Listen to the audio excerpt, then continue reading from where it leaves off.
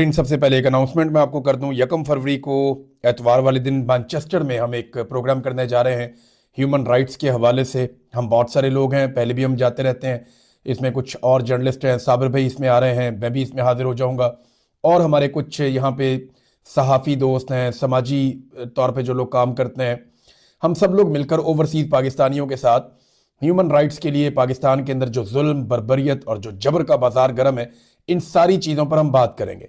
हम बात करेंगे कि कैसे पाकिस्तान का नज़रिया बदल कर रख दिया पाकिस्तान के मौजूदा हुक्मरानों ने। बोर्ड ऑफ पीस के हवाले से भी बात करेंगे।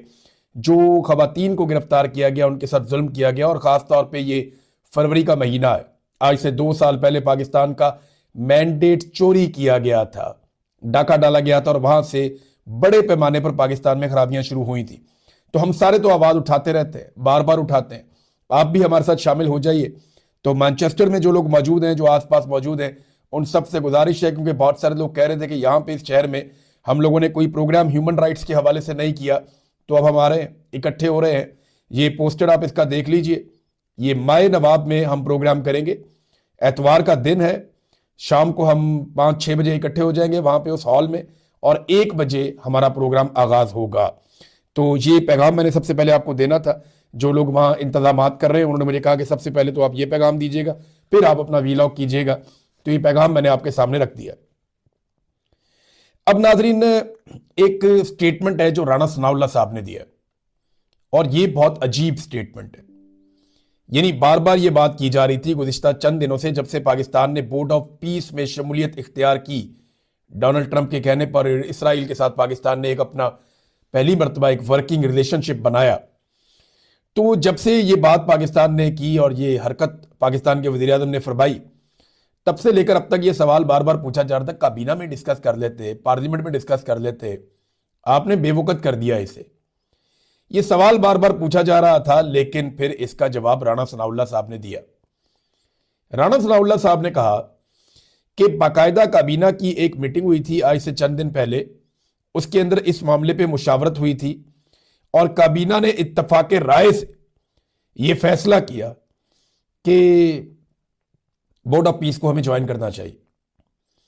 तो राणा सनाउल्लाह ने तो काबीना का फैसला करार दे दिया। एक तो आप ये शक्लें पाकिस्तान की जो काबीना की है, ये लोगों की शक्लें आपने अब याद रखनी है। मुस्तकबिल करीब में ये लोग भागेंगे अपने इस फैसले से, और ये कहेंगे जी मैं तो इसमें शामिल ही नहीं था। कोई ये कहेगा जी मैं तो इसका हिस्सा बनना ही नहीं चाहता, क्योंकि जितने भी काबीना के अराकीन है, ये अब इलेक्शन तो नहीं लड़ सकते पाकिस्तान में।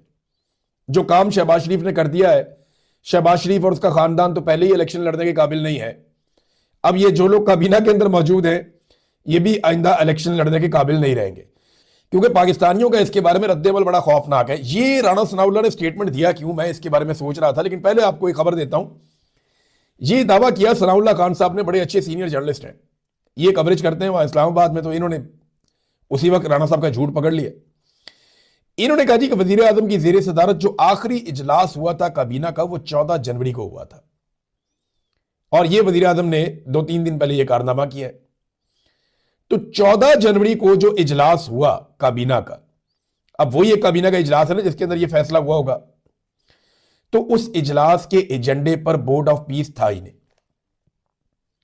जब एक चीज एजेंडे पे ही नहीं है, तो फिर आपने कैसे उसके ऊपर वहां पे इत्तफाक राय पैदा कर लिया। और जब फैसलों की तफसीलात पर बाद में बयान जारी किया गया काबीना के हवाले से, उसमें भी इसका कहीं जिक्र नहीं था। जबकि इजलास के बाद कई शुरका से जो बातचीत हुई, उनमें से किसी ने भी इसके बारे में कुछ नहीं बताया। और राणा सनाउल्लाह साहब ने यह दावा क्यों किया, अब मैं आपको यह बताता हूं। यह पाकिस्तान टेलीविजन चैनल जो है, यह बड़े लंबे अरसे के बाद लोगों की राय सुनवा रहा है। नॉर्मली अब टीवी चैनल जो है वो लोगों के पास नहीं जाते, लेकिन ARY पे दबाव डाला गया, कुछ और टीवी चैनल पे दबाव डाला गया, और यह कहा गया कि आप इसके हवाले से राय आमा हमवार करें। DGI-SPR जिन लोगों को पसंद नहीं करते, उन लोगों को भी बुलवाया डिजिटल मीडिया के, और उन्हें भी रिक्वेस्ट की कि हमारे लिए कोई राय आमा हमवार करें। इसको एक मुस्बत कदम के तौर पे देखें कि पाकिस्तान बोर्ड ऑफ पीस में चला गया। डोनाल्ड ट्रंप के साथ जाकर हम मिल गए, हम इसराइल की हिफाजत की जिम्मेदारी उठाने वाले बोर्ड के अंदर शामिल हो गए। अब ये डोनाल्ड ट्रंप का बहुत बड़ा कारनामा है इसराइल के लिए। इसराइल डोनाल्ड ट्रंप का हमेशा शुक्रिया अदा करता रहे तो वो कम रहेगा। जो इसराइल के लिए डोनाल्ड ट्रंप ने कर दिया है। और डोनाल्ड ट्रंप ने जिस लेवल तक जाके इसराइल का साथ दिया, कोई ऐसा कर ही नहीं सकता। ना माजी में किसी और अमेरिकी हुक्मरान ने अपने आप को इस लेवल तक जो है वो अंगेज किया इन मामलात में। तो ये डोनाल्ड ट्रंप की क्वालिटी तो है कि जिसका वो दोस्त बना उसने साबित किया दुनिया के सामने। बहरहाल चलें वापस आते हैं पाकिस्तान वाले मामले में। पाकिस्तान में ना बड़ी टेंशन पड़ गई है। DGISPR उन लोगों को बुलाकर कह रहे हैं, जिन लोगों को DGISPR मुंह नहीं लगा रहे थे, उनको ये कह रहे हैं कि यार खुदा का वास्ता इसके ऊपर, या चले उनके अल्फाज ले रहे हैं तो यार इसको पॉजिटिव लें आप प्लीज, इसको नेगेटिव ना लें आप पाकिस्तान की हुकूमत को, पाकिस्तान की सफारतकारी को शाबाश दें, उसे क्रेडिट दें, और हर वक्त आप नेगेटिव ना सोचा करें। तो DGISPR को इतनी टेंशन तो है, यानी इसका मतलब यह है कि वो ये जानते हैं कि इसका इंपैक्ट क्या आने वाला है। तो छोटी चीज नहीं की इन्होंने बोर्ड ऑफ पीस में जाके, ये अभी और भी चंद चीजें इन्होंने फ्यूचर में करनी है, तो ये उसके लिए ग्राउंड बना रहे हैं। तो PTV के ऊपर जो है वो वॉक्स पॉप्स चलाए गए लोगों के, यानी ये लोगों की बातचीत सुनवाई गई कि जी बड़ा जबरदस्त काम किया जी ये बोर्ड ऑफ पीस में जाके, जी कमाल काम कर दिया जी बोर्ड ऑफ पीस में जाके, फलस्तीनियों की तो लहरें बहरे हो गई जनाब, ये तो हमेशा कत्लेआम खत्म हो जाएगा, नस्लकुशी बंद हो जाएगी, फलस्तीनियों का तो किस्मत संवर गई, पाकिस्तान ने कमाल कर, वो इस किस्म के जो है वो इकट्ठे करके चलवा दिए टीवी चैनलों पे। तो हमने सोचा हम भी सर्वे कर लें। तो एक सर्वे किया सदीक जान साहब ने, उसमें 96% लोगों ने कहा जी हम इस बात के खिलाफ हैं कि पाकिस्तान बोर्ड ऑफ पीस के अंदर जाए। मैंने एक सर्वे करवाया, मैंने जरा सर्वे एक अलग तरीके से करवाया, और वो करवाने का मकसद ये था कि इन्होंने ना कुछ बोट्स हायर किए हुए हैं, और ये करते ही हैं कि आप कोई सर्वे करवाते हैं तो ये ऑटोमेटिकली पैसा लगा के उसके अंदर तो ये अपनी परसेंटेज बढ़ा देते हैं वोटिंग के अंदर। तो उसका एक तोड़ है बड़ा आसान, कि आप लोगों को कहें कि कमेंट के अंदर आप 1 या 2 लिखकर जवाब दे दें। अगर आप ये चाहते हैं कि पाकिस्तान बोर्ड ऑफ पीस का मेंबर बने, अच्छी बात है, तो आप हाँ पे ऊपर क्लिक करें, 1 लिखें, और अगर आपको लगता है कि ये गलत हुआ तो फिर आप 2 लिख दें। तो हमने जनाब चेक किया, हजारों लोगों ने इसके ऊपर जवाब दिया, बहुत बड़ी तादाद में लोगों ने इसके ऊपर रिस्पॉन्ड किया, और 1% से भी कम वोट पड़े हैं उन लोगों के जो कहते हैं कि ठीक किया पाकिस्तान में ये बोर्ड ऑफ पीस के अंदर जाकर। यानी इस काम में जो वजीर आजम शहबाज शरीफ ने किया, शहबाज शरीफ की हमायत में 1% से भी कम, 200-250 कमेंट्स के बाद एक कमेंट आता था, यानी आधा फीसद भी नहीं निकला। ये हालात हैं। तो अब ये PTV जो चला रहा है वो तो 100% यही चला रहा है कि जी बहुत अच्छा हो गया। लोगों की राय बड़ी खौफनाक है। पाकिस्तान की मिलिट्री एस्टेब्लिशमेंट इससे डरी हुई है। उन्होंने कहा जी ये सारा मलबा कोई और अपने ऊपर उठाए, हम क्यों उठाएं खाली अपने ऊपर। लेकिन एक गलती हो गई, फील्ड मार्शल खुद पहुंच गए वहां पे। डोनाल्ड ट्रंप को मिलना भी बड़ा जरूरी होता है ना, दाल लग जाता मुलाकात भी हो सकती थी। तो फील्ड मार्शल खुद पहुंच गए स्विट्जरलैंड में, और वहां जाके उन्होंने सामने बैठना भी पसंद फरमा लिया। बकौल अंसार अब्बासी के डोनाल्ड ट्रंप ने कहा मेरा फेवरेट फील्ड मार्शल की तरह, वो बैठे, दिखाया भी अंसार अब्बासी साहब के बकौल, ये एपिसोड भी वहां पे हुआ। अब सवाल यह पैदा होता है कि ये इससे जान क्यों छुड़ा रहे हैं। देखिए पाकिस्तान की जो फौज है, मिलिट्री एस्टेब्लिशमेंट ने हमेशा से इसके ऊपर एक कवर बड़ा जबरदस्त बनाकर रखा कि ये अल्लाह की फौज है, ये अल्लाह के लिए लड़ते हैं। कुछ अर्सा पहले पाकिस्तान के आर्मी चीफ का भी हम ये स्टेटमेंट सुन रहे थे, फौजियों के साथ खड़े होकर वो कह रहे थे कि आप अल्लाह की फौज हैं, आप अल्लाह के लिए लड़ते हैं। ये जो एक मिथ बड़े लंबे अरसे से चली आ रही थी ना, ये अब फारिग हो जाएगी। जब ये फौज गजा पहुंचेगी ना तो फिर ये मिथ फारिग हो जाएगी। ये एक प्रोफेशनल फौज है, ये बिल्कुल प्रोफेशनल फौज की तरह लड़ती है। ये अल्लाह की फौज या अल्लाह के लिए लड़ना या जहाद करना वो एक अलग चीज होती है। वो इस्लाम की खातिर लड़ाई लड़ना, मजलूमों के साथ खड़े हो जाना, या पाकिस्तान में मजलूमों को मार मार के तबाह कर दिया मिलिट्री एस्टेब्लिशमेंट ने या फौजी क़यादत ने, बेड़ा गर्क कर दिया, औरतों को पकड़ के जेलों में डाल दिया। अभी ईमान मजारी को उठा के DGISPR ने ख्वाहिश का इजहार किया था ना कुछ दिन पहले, तो अमल दरामद हो गया, पकड़ के अंदर डाल दिया। अगर ईमान मजारी साहिबा ने जो कुछ बोला उसका आप तकाबली जायजा ले लेना, जो मरियम नवाज ने और मरियम औरंगजेब ने बोला उसका अशरे अशीर भी नहीं है। लेकिन क्योंकि इस वक्त मिलिट्री एस्टेब्लिशमेंट के सर पे खून चढ़ा हुआ और पकड़ के डालो, उसको भी अंदर डालो। गिच्ची से और नेफे से पकड़ के खातून को उठा के अंदर डाल दिया। उनकी वालदा कहती है मेरी बेटी जो है वो उसको मार भी सकते हैं, कोई पता नहीं इनका। सास बताती हैं कि वो प्रेग्नेंट है खातून, और ये इस किस्म की ज्यादती उनके साथ कर रहे हैं। कभी अपने बच्चों को इनकी जगह पे रख के सोचो भाई। और ये वही शीरी मजारी है, जब नवाज शरीफ बीमार था तो ये कैबिनेट की मीटिंग के अंदर रो पड़ी थी बैठ के कि नवाज शरीफ को कुछ हो गया तो क्या होगा, इनको निकालें आप पाकिस्तान से, इलाज करने के लिए जाने दें आप। ये वो शीरी मजारी है, ये उसकी बेटी है। और नवाज शरीफ के दौर में उसकी बेटी के साथ क्या हो रहा है। डॉक्टर यास्मीन राशिद, जिसने अस्पतालों में नवाज शरीफ को हर सहूलत फराहम की, हर तरह की, आज वो यास्मीन राशिद जो है जिसने इन पे तरस खाया, उसको इन्होंने ना सिर्फ जाली इलेक्शन में हराया बल्कि बाप बेटी ने पकड़ के जेल में डालकर निशान इबरत बनाया हुआ। ये है इनकी इखलाकियात। तो ये दूसरों को इखलाकियात का दर्स देंगे। बहरहाल ये मामला जो है ना, ये बहुत सर चढ़ गया है मिलिट्री एस्टेब्लिशमेंट के। अब वो सबको ये कहते फिरते हैं जनाब हमने नहीं किया, जो किया हुकूमत ने किया। पहले उन्होंने बुलाकर सहाफियों को कहा जनाब ये हुकूमत ने किया है, फिर भी किसी को यकीन नहीं आया तो उन्होंने राणा सनाउल्लाह साहब से स्टेटमेंट दिलवाया कि जनाब आप ये कहें कि ये काबीना के अंदर इसकी मंजूरी हो चुकी है। अब काबीना के अंदर अगर कोई मर्द का बच्चा हो और वो निकल कर ये कह दे कि जनाब ये राणा सनाउल्लाह साहब झूठ बोल रहे हैं, ये बाद में बात की गई है, या ये इस तरह बात नहीं हुई थी, तो वो एक अलग बात है। लेकिन काबीना के अंदर जितने लोग हैं ना, वो इस मामले के साथ टैग हो चुके हैं कि जनाब बोर्ड ऑफ पीस में जाने का फैसला इन लोगों का था। और अभी तो पाकिस्तान की फौज ने भी जाना है गजा में, जाना पड़ेगा। जब डोनाल्ड ट्रंप बुलाएगा तो आपको जाना तो पड़ेगा। अब आप डोनाल्ड ट्रंप को इनकार तो कर नहीं सकते, क्योंकि आप डोनाल्ड ट्रंप को इनकार करेंगे तो फिर आप इमरान खान को नहीं मार सकेंगे, क्योंकि इमरान खान को मारने के लिए, उसको परेशान करने के लिए, उसको जेल में रखने के लिए आपको डोनाल्ड ट्रंप की मदद की जरूरत रहेगी, वरना आप ये कर नहीं पाएंगे। लिहाजा अगर इमरान खान से बचना है तो हर बात आपको डोनाल्ड ट्रंप साहब की माननी पड़ेगी। और ट्रंप साहब को यह बात बड़ी अच्छी तरह समझ आ गई है, वो बहुत समझदार है।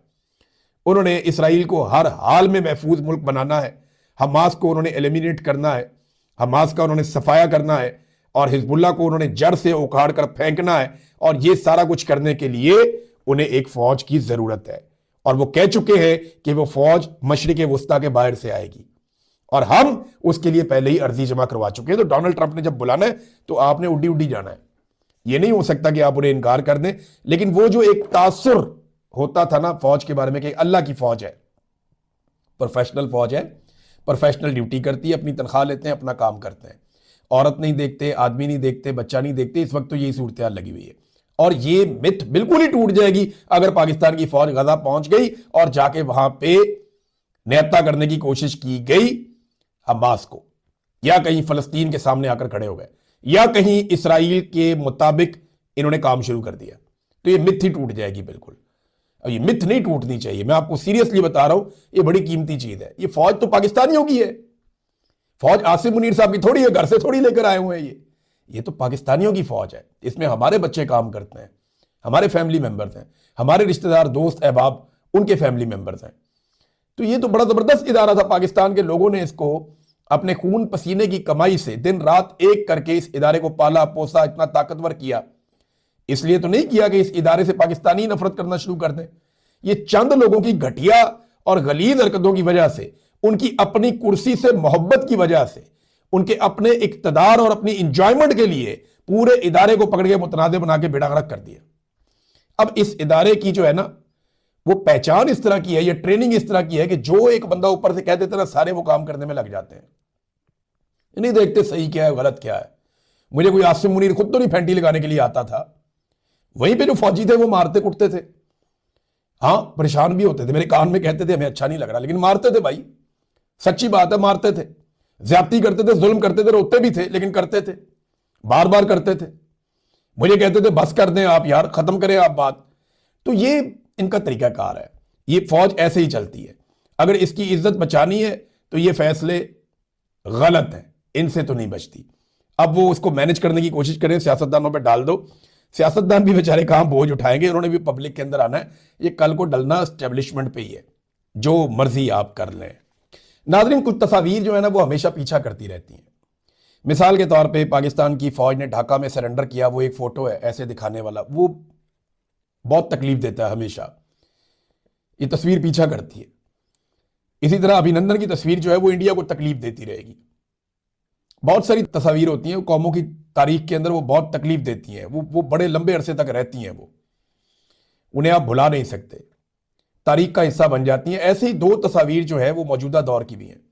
एक फील्ड मार्शल आसिम मुनीर ने मादनियात का ब्रीफ केस पकड़ के अमरीकी सदर के सामने खोला हुआ उन्हें पेश कर रहे हैं, ये तस्वीर पीछा करेगी हमारा। दूसरा, ये जो शहबाज शरीफ की फोटो आ गई है ना बोर्ड ऑफ पीस का मेंबर बनने की, ये जो उठा के फाइल ऐसे करके दस्तखत दिखा रहे हैं शहबाज शरीफ अपने, और जो चेहरे के ऊपर खुशी है, मुस्कुराहट है, ये तस्वीर भी पीछा करेगी। क्योंकि फलस्तीनी इसे कभी भी तस्लीम नहीं करेंगे, वो इसे नहीं मानेंगे। फलस्तीनी इस बोर्ड ऑफ पीस का हिस्सा ही नहीं है, उन्हें इसकी दावत ही नहीं दी गई और वो इसके अंदर शामिल ही नहीं है। पाकिस्तान को ये मुतालबा करना चाहिए था, बाकी मुल्कों को भी, लेकिन ये मुतालबा किया नहीं गया। सारा का सारा यूरोप इस तरह के मुतालबात कर रहा है, और स्टेबलाइजेशन फोर्स हो या बोर्ड ऑफ पीस हो, सारा यूरोप इसके खिलाफ हो गया। Spain, Italy, Germany, France, Poland, Norway, Denmark, जितने मुमालिक हैं यूरोप के, आप नाम लेते रहे, सारे मुमालिक इसके खिलाफ हो गए और यूरोप मजमूई तौर पे इसका हिस्सा नहीं बना। कनाडा इसका हिस्सा नहीं बना, बल्कि कनाडा के साथ तो अमेरिका का बहुत मामला गर्म हो चुका है, क्योंकि कनाडा से भी बड़े सख्त बयान आ रहे हैं।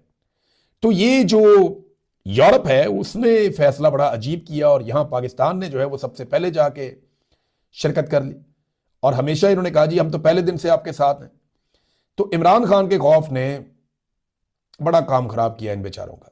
नाज़रीन, वजारत इत्तलाआत ने एक दावा किया है, और वो ये कह रही है कि वादिय तीरा से होने वाली नकल मकानी की वजह जो है वो मिलिट्री ऑपरेशन नहीं है, ये गुमराहकन प्रोपेगेंडा है। फौज ने किसी को नहीं कहा कि वो वादिय तीरा को खाली करे, ऐसा कोई हुक्म नहीं दिया गया।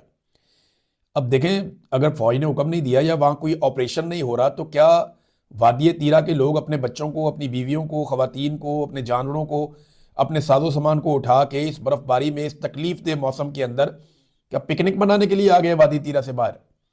वो अपनी कीमती जायदादों को, घरों को, मकानों को, दुकानों को छोड़ के, अपना इलाका छोड़ के जो सड़कों पे दरबदर हो रहे हैं, वो किस चक्कर में हो रहे हैं? यानी उन्हें कोई शौक तो नहीं है अपने आप को या अपने बच्चों को दरबदर करने का? कोई तो बात है ना इसके पीछे। देखिए, जो मुझे रीजन समझ आ रहा है, एक तो खैबर पख्तूनख्वा की हुकूमत ही बताएगी कि वहां क्या हुआ, या मकामी लोग बताएंगे कि ऑपरेशन के लिए उन्हें वहां से निकलने पर किसने मजबूर किया। लेकिन 3-4 चीजें ऐसी हुई हैं जिनकी वजह से अब हुकूमत परेशान हो गई है कि हमने तो कुछ और सोचा था, ये वादिय तीरा में इनखला के बाद कुछ और हो गया।